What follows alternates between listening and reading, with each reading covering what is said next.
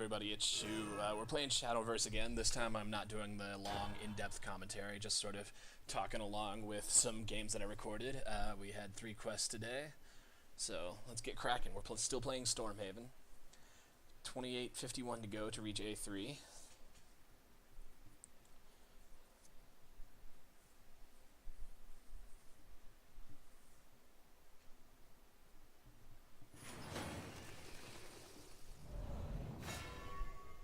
We're starting against Forest.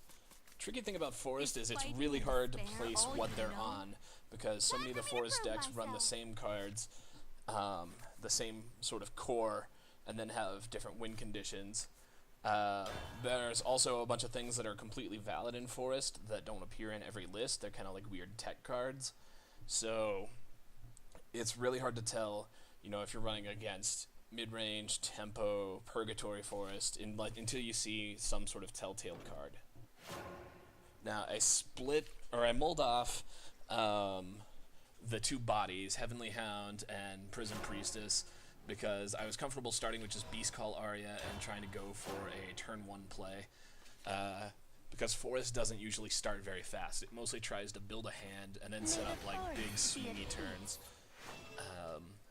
See, even here on turn 2, the only threat they have out is a 1/1. They're more focused on developing a hand and setting up their big plays. Still not really sure what they could be on. Whisperer shows up in a lot of things. Glimmering Wings leads me to think this is maybe a tempo list. Or some sort of like Silverbolt list maybe that, you know, is trying to build its hand size and hit with Silverbolt, maybe play Fairy Beast. But it's hard to know. I'm playing Angelic Barrage here because even though Birdsong is usually better, if they're putting out stuff on the board early, especially like just a fairy for no real reason, my inclination is that they're trying to set up for a big Ancient Elf the following turn. Because if he hadn't played that 1/1 fairy, he would still have 8 cards in hand, so he would still be able to draw his 9th on the next turn. So that suggests to me Ancient Elf, and I want to play around that. Archer, I don't even know. I never see Archer here, so who knows. Here I just want to use my mana efficiently, and I want to save Heavenly Hound for Ward because it fouls up any Rhinoceros plays if they're on tempo or mid-range. Honestly, well, Purgatory sometimes runs it too, so yeah. I want Heavenly Hound to have Ward, is what I'm trying to say here, and this was the most efficient way to play stuff. He doesn't get to use his turn 4 to attack into anything, he just has to evolve it and sit it there. Although, evolving it anyway suggests to me that he wants to use those 0-cost fairies next turn to play Tia, so I kind of want to avoid playing into that if I can. Avoid playing into it and or just have a board that's resilient to it. Stop! Now we have to clear the board a bit. I think this is where I want Priest of the Cudgel. Yeah, we can trade that guy into Archer, another Falcon into the big Elf, Priest of the Cudgel it, take out another, and then we've got a really big board that he has to address again. Sorry, guys. And we can play a Sacred Plea to follow up.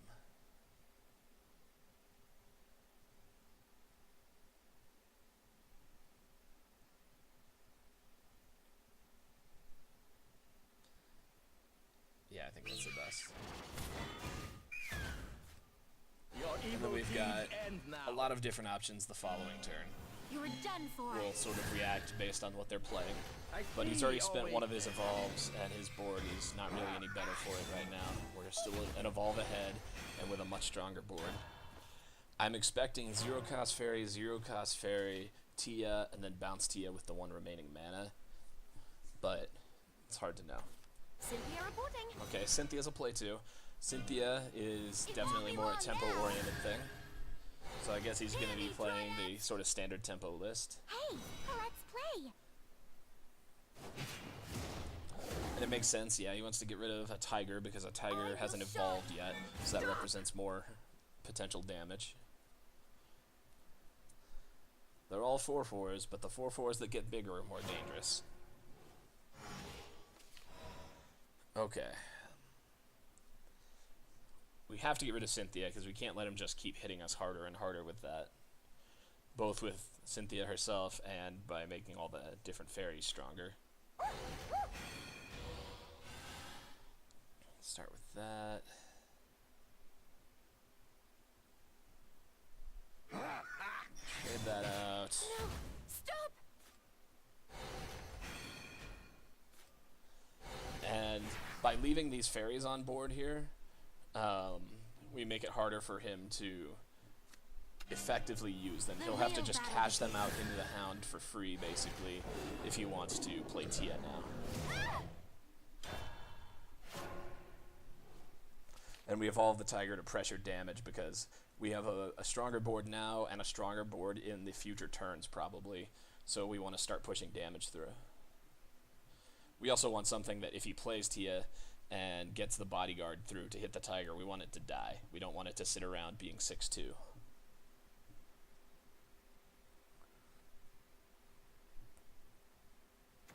Hey, let's play! This is Zero Cost Fairy. I'm anticipating he's gonna crack. Alright, Pixie Mischief. That is not a normal card you see in here. That's what I'm talking about when I say that Fairy often runs weird cards together. That puts me back into thinking he might be on Silverbolt. Will of the Forest is good in one of those Silverbolt decks.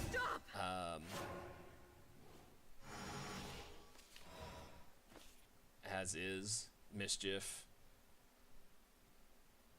Let's see.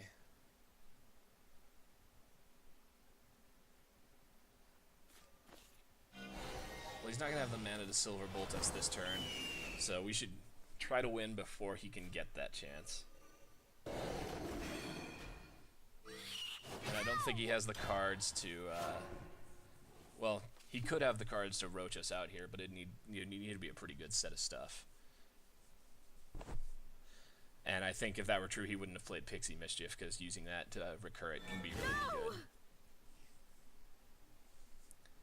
Hard to be sure, though. Fairy lists always play all sorts of weird stuff. Alright, Nature's Guidance. Yeah, I mean, if he had a Roach in hand, he would have saved it for that. Fairy Beast, okay. Back to thinking it's Silverbolt. Come on, let's play! Who even knows? Okay. So now he's probably going to trade into the Tiger and leave us with a 3-4 and a 2-1 next turn. Oh, he's not trading. Okay, well, that may be a mistake. Because that leaves us with 9 damage. And let's see, we have 8 mana. I think we can Evolve a Bird, Demonic Strike to finish that off. Yeah, that's just enough.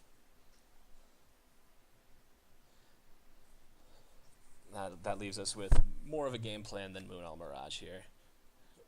It's always better to just take the win if you can do it.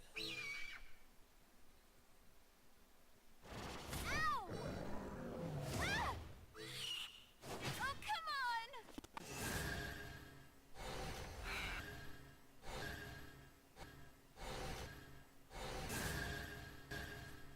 Shadowplay, for some reason, seems to struggle with capturing Shadowverse. No, whoa! You're strong! 1 extra damage. There we go. They underestimated the burst we could do. Should have traded into the Tiger. We punished. There's 1 quest up. I pray that you will be freed from suffering. I love the evolved 3 times quest. Basically says go second in 1 game, or play 2 games.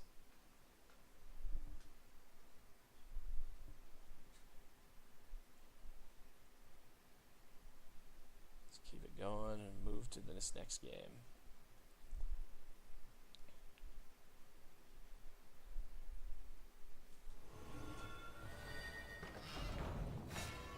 Okay, against Shadow, in this part of the ladder, that almost always means aggro.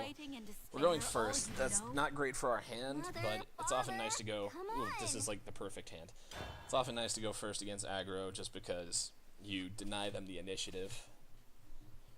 Although they're going to gain a little bit of initiative here in that we are playing our first 2 turns with amulets. Possibly a third. Hallowed Dogma Or, no, I mean, Hallowed Dogma would be our third turn rather than Priestess to set off Beast Call Aria and start contesting the board faster, which would be cool. Yeah, okay. This guy's aggro. You don't play that in any other list. Hello.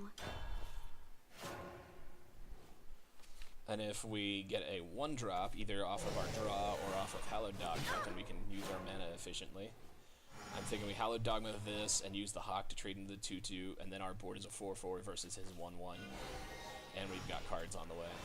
Oh man, that's just incredible.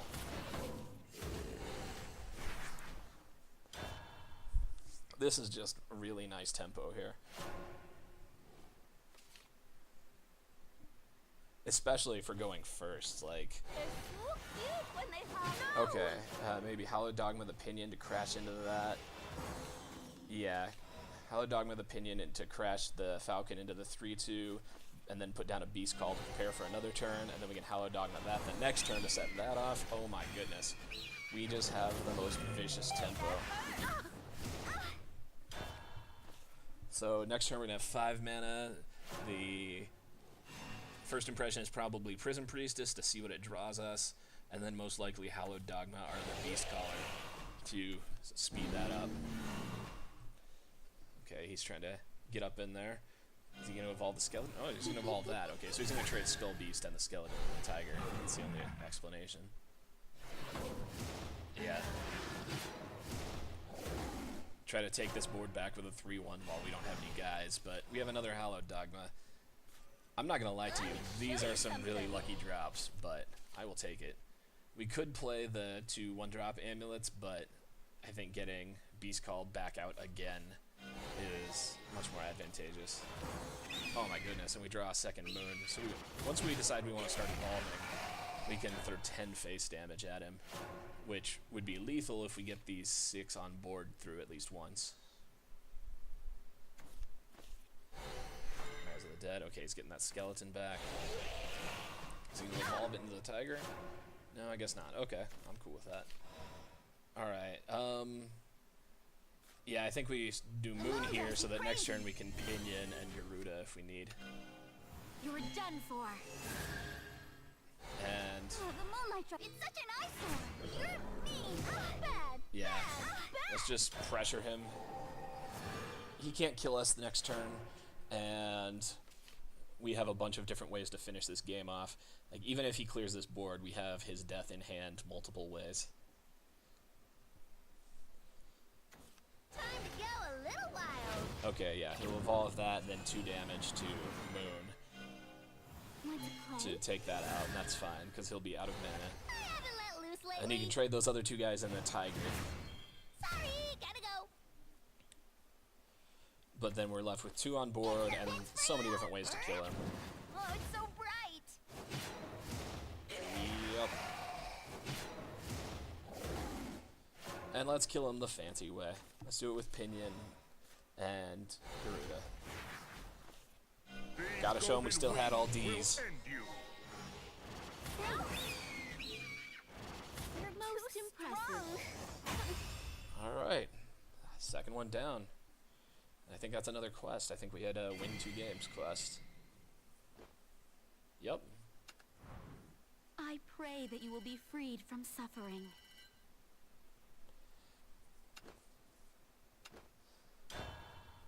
And we have another one for winning 3 with Haven. Let's see if we can get the trifecta. 3 quests in 3 games would be pretty tight.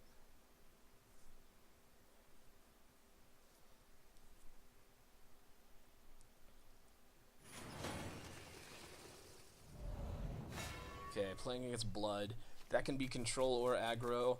Fighting and despair all If we're second against aggro, that sucks. For We generally want to go first against aggro. This is a good hand, though.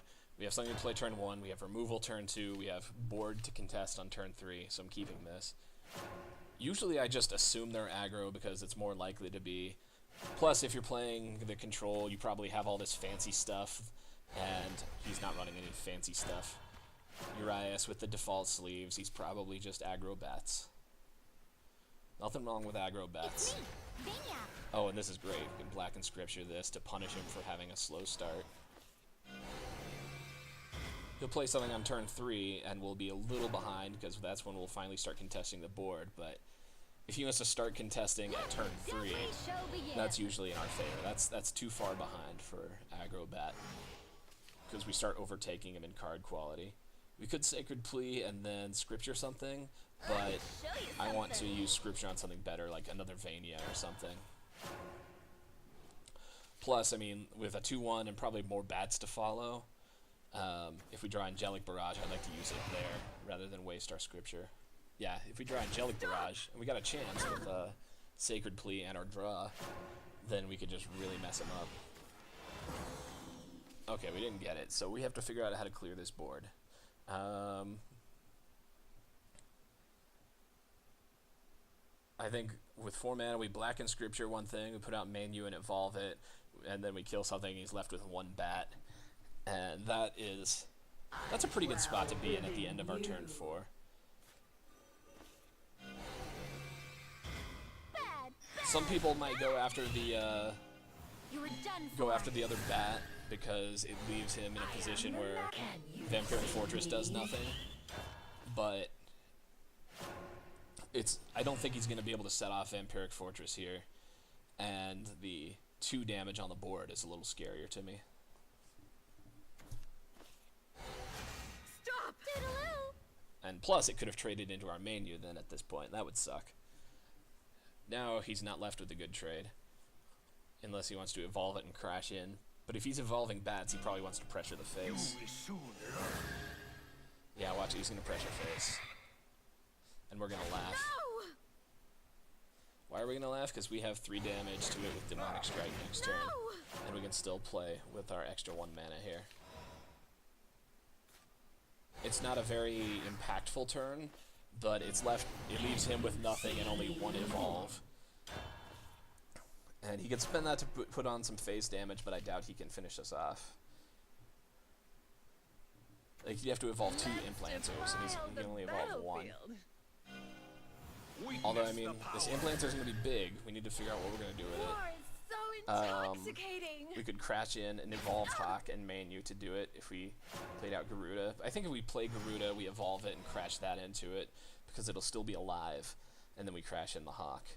And then we push in Manu for more damage. That leaves us with a bigger board at the end of this. These golden wings will end you. It's a wounded board, but I mean, he's gonna run out of the damage that he can deliver from hand now. He has no evolves, and I don't think he has anything that can do 5 storm to us here. Alucard can do 4. And we've got lethal on board here. Demonic Storm isn't going to kill us. It could wipe the board. Yeah, and that's his whole turn. Now we just Moon, Evolve, win. The moon drives me crazy. Let us conclude. All because we kept that Sacred Plea at the start. Oh, the moonlight, it's such an eyesore. Your strength is... And there we go. That was a pretty good run. 3 quests, and we got them 3 up, 3 down. Cero fucking Miedo, am I right? I pray that you will be freed from suffering.